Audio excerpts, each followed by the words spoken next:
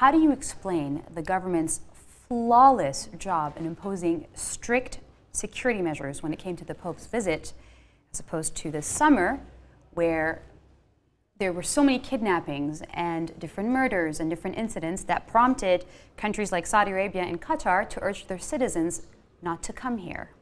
We should not grant the government with a privilege that he has not. When government is, we can salute the Lebanese army and the security forces of their high performance. Whenever there are orders, we have strong institutions in Lebanon that are capable to implement those decisions. Yeah, but they're able to implement them when the Pope is here, and yet when the summer we had tourists coming, they were unable to. You know who has welcomed the Pope?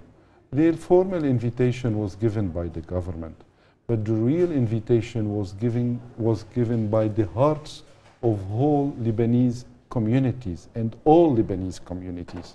This is why I consider that the political parties in Lebanon all agreed, regardless of the government performance, all agreed that the Pope venue to Lebanon is really needed today.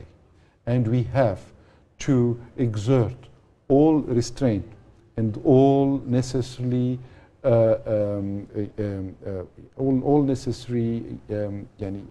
power or backing of the security forces so they can fulfill their roles.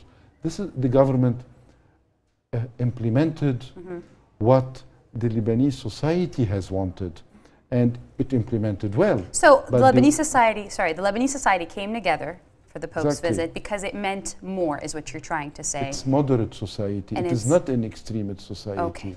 At times there were many calls around the world to boycott the Pope visit in Lebanon. That's true. That's true. Isn't it? So you see now that all Lebanese community, all parties said, no, we are a country of moderation after all.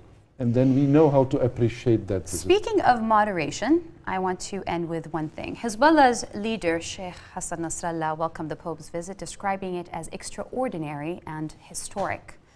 The day after the Pope left, though, tens of thousands of Lebanese protesters marched through Beirut's southern suburbs to demonstrate against a film which mocks the Prophet Muhammad.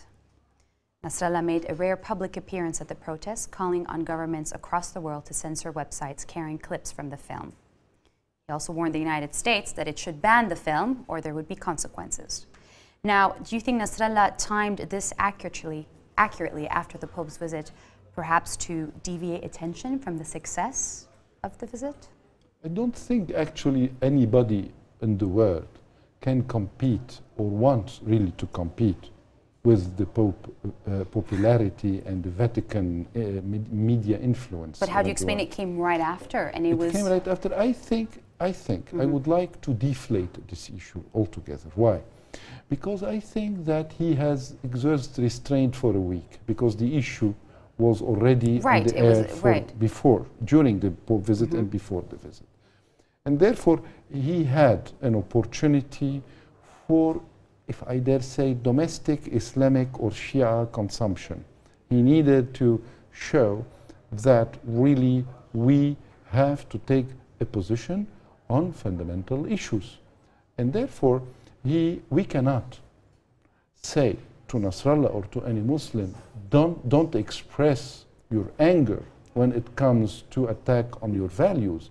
And we really consider that this movie has committed a very unethical, I'm not sure illegal, because illegal is something else. It goes to the American law, and I am not a specialist in that.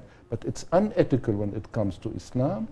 And then we consider it has a bad taste, because I have seen the movie even. And it wasn't the best quality, is what you're trying to say? It is best taste and bad quality, and it is not really, it is, this mobilization against that movie, from my own Christian point of view, I might understand it.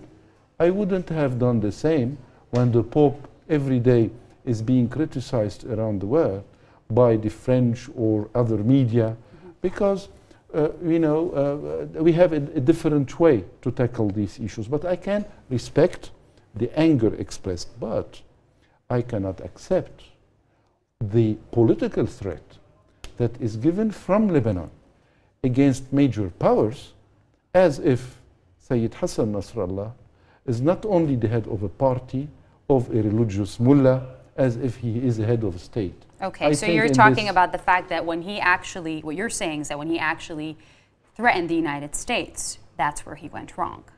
I think he is no position from Lebanon as a head of political party to threaten any state, whether it is the United States or any other.